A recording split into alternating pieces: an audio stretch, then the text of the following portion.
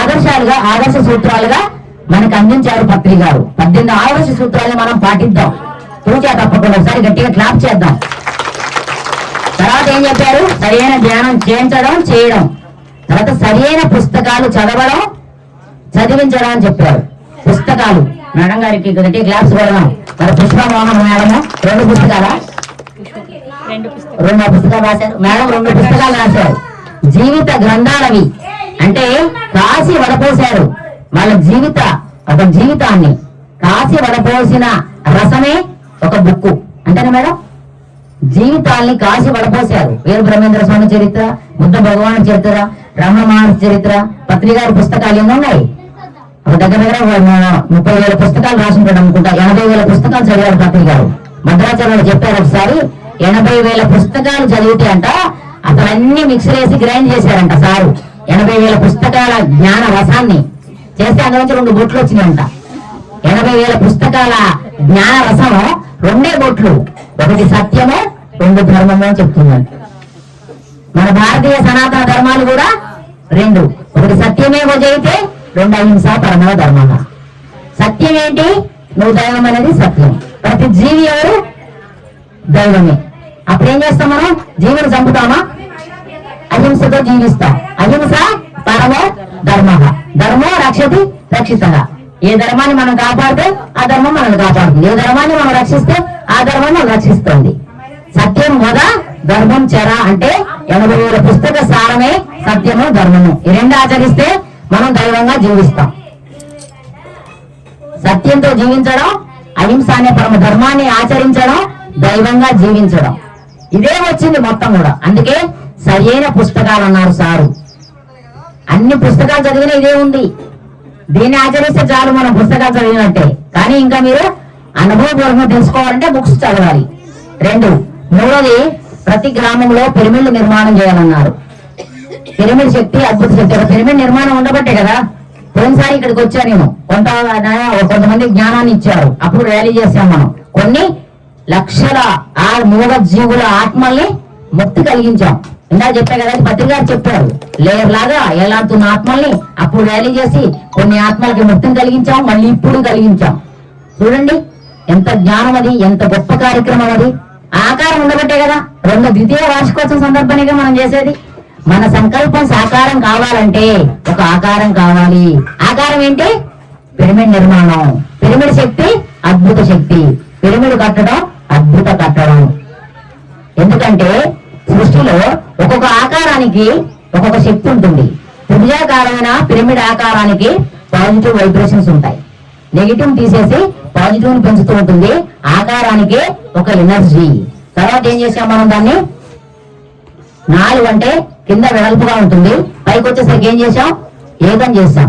కింద అనేకులు అందరూ, పైన ఏకం చేస్తున్నాం. అనేకులు అంటే ఇక్కడ కులము, మతము, వర్గము, విభేదము, మరి ఈర్ష్య, అసూయ, ద్వేషం, పగ, కసి, కోపం, అజ్ఞానం, అనారోగ్యాలన్నింటినీ ఏం చేస్తున్నాం మనం? పైన ఏకో నారాయణ ఏకం చేస్తున్నాం. కింద అనేకం ఉంటుంది, పైన ఏకం అవుతుంది.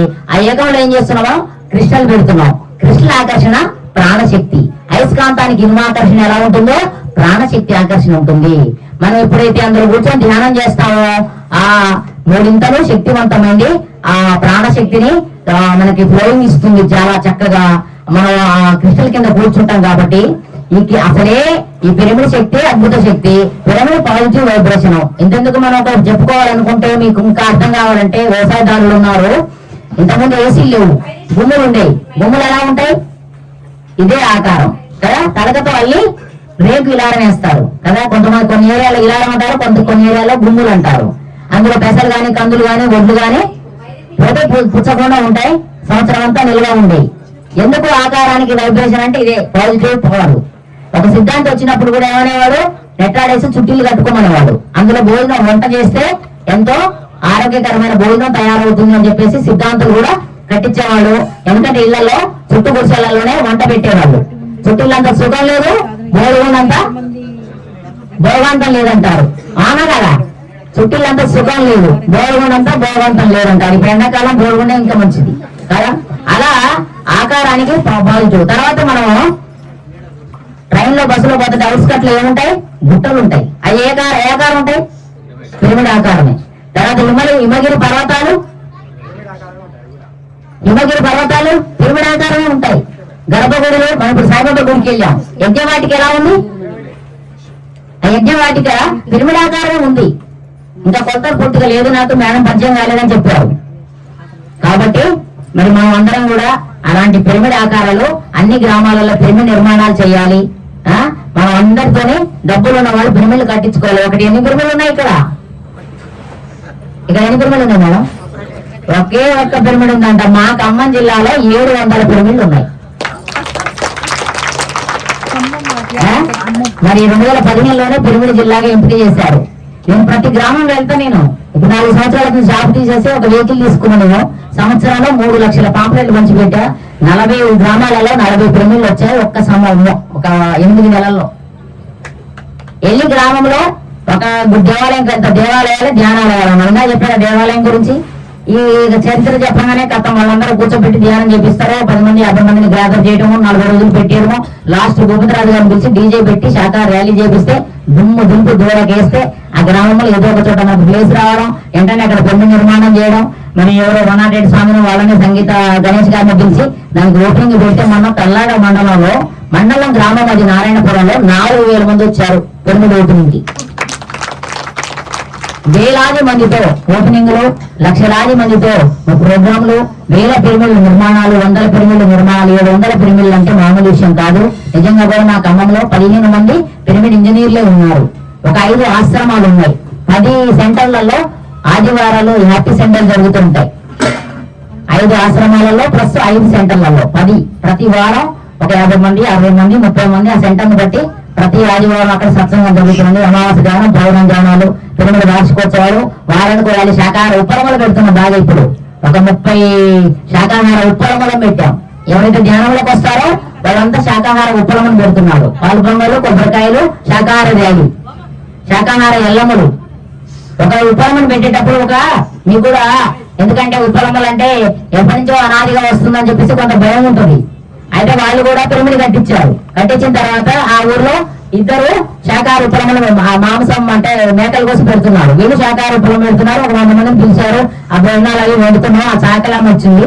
అక్కడ 2కి వేరే చాకలాం పోయింది. వాళ్ళకి ఏంటంటే చాకలాలకి డబ్బులు ఇస్తారంట. తర్వాత మాంసం కూడా పెడతారు. కేజీ 2 కిలోలు ఎంత మా ఇంటి చాకలాము కాబట్టి. ఈ మాంసం ఇవ్వట్లేదుగా వీళ్ళు శాకాహార ఉప్పలం పెడితే మాంసం ఎక్కడి నుంచి వస్తుంది? తర్వాత మరి ఏమో డబ్బులు కూడా రావు. ఏంటి ఇదేదో మనం వాళ్ళకి ఏదో నెగిటివ్ ప్లే చేయాలని చెప్పేసి అక్కడ కూర్చొని ఊగుతా ఉంది. ఒకటే ఊగుతుంటే నన్ను పిలిచారు. మేడం గారు మరి ఆమెకి ఉప్పలమ్మ తల్లి వచ్చింది అంటే, తల్లి వచ్చినప్పుడు ఏం కావాలో అడుగుదాం, ఆమె కావాల్సింది మనం ఇద్దామని చెప్పా. అక్కడికి వెళ్ళి అడిగాం, ఏం కావాలమ్మా? ఉప్పలమ్మ తల్లి మీరు వచ్చారు కదా, మీకు కోట్ల నమస్కారాలు, అందరం కూర్చొని ధ్యానం చేద్దాం. ఉప్పలమ్మ తల్లి ఎంతో శక్తివంతురాలు, అమ్మవారు, ఆమె గ్రామ దేవత, ఉప్పలమ్మ తల్లి ఇంటి దేవత. కాబట్టి మనం అందరం కూర్చొని ధ్యానం చేద్దాం, ఆమె దగ్గర శక్తి మనం తీసుకుందాం ఇప్పుడు అని చెప్పేసి అందరినీ ధ్యానంలో కూర్చోబెట్టిన తర్వాత ఆమె నాకు ఆకలేస్తుంది అంటుంది ఆవిడ. మరి ఉప్పలమ్మ తల్లి మీరు దేవత, శక్తి స్వరూపిణి, మరి ఎవరింటికి వెళ్ళినా మిమ్మల్ని కాదంటారా? ఎక్కడికైనా వెళ్ళి తినొచ్చు, కాకపోతే వీళ్ళ ఇంటికి వచ్చారు, ఇక్కడ కూడా ఉప్మా ఉంది తినండి అన్నా నేను.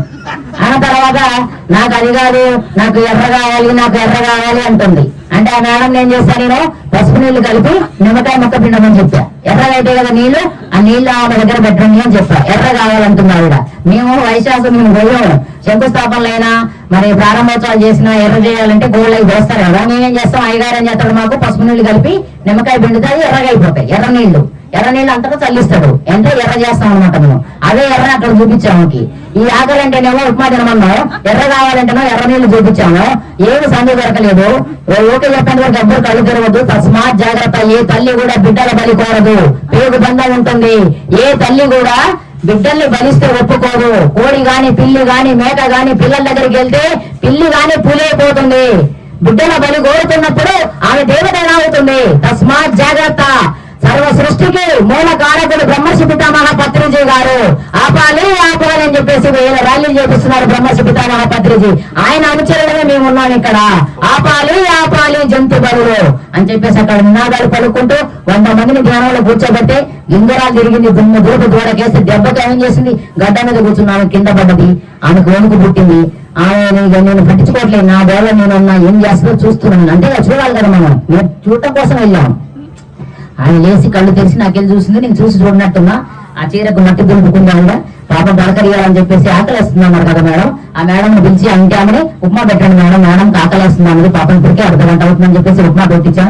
శుభ్రంగా ఉప్మా తిన్నామే. మేము శాకాహార భోజనం వంట తయారు చేశారు. చక్కగా పాలు పొంగల్ చేశాము, మిర్చీలు చేశారు, బజ్జీలు చేశారు. శుభ్రంగా తిన్న తర్వాత మిరప తోట అనమాట, తోటలో పెట్టారు వాళ్ళు. అక్కడే అందరం తిన్నాము. ఆమె గారు కూడా తినింది. వచ్చి నా దగ్గరకు వచ్చి నా పాదాలకు నమస్కారం చేసింది. ఏమనుందంటే, నేను ఈ రోజు నుంచి శాకాహారిగా మారుతున్నా, మీరు సత్యం చెప్పారు, ధర్మం ఆచరించాలి, ఎలా ఆచరించాలో నాకు చోటిచ్చారు. నిజంగా కూడా మీరు ధర్మ దేవత, అహింసా దేవత ఎవరో కాదు, మీలో ఉంది, శాకాంబరి నువ్వు అని ఆమె ఆ దేవతా రూపంలో వచ్చి నాకు పాదాలకు నమస్కారం చేస్తే వెంటనే మనం ఏం చేస్తాం, ఆమె దేవత కాబట్టి తిని మానేసిన వాళ్ళు గొప్పవాళ్ళమ్మ, టేస్ట్ నాకు తెలియదు, నేను 100 చెప్తే ఇక్కడ గడ్డ మీద కూర్చొని అది తిని మానేసాడు నువ్వు గొప్పదానం అని చెప్పేసి ఆమె పాదాలకు నమస్కారం చేసి ఆ ఉప్పలక చీర ఏదైతే పెట్టారో ఆ చీర ఆమెకు పెట్టించి ఆమెకి శాకాహార భోజనం పెట్టి ఆ రోజు నుంచి శాకాహారిగా మార్చడం జరిగింది. మామూలు విషయం కాదు ఇది. శాకాహార విప్లవంలో అనుభవంతో శాకాహార ఎల్లమ్మలు అవుతున్నాయి, శాకాహార విప్లవంలు అవుతున్నాయి. అందరూ పాల్పొంగలు చేస్తున్నారు. దయచేసి మీరు కూడా శాకాహార విప్లవాన్ని పెట్టండి. పెట్టేవాళ్ళు చేతులు ఎత్తండి. ఎవరైనా ఉంటే మీరు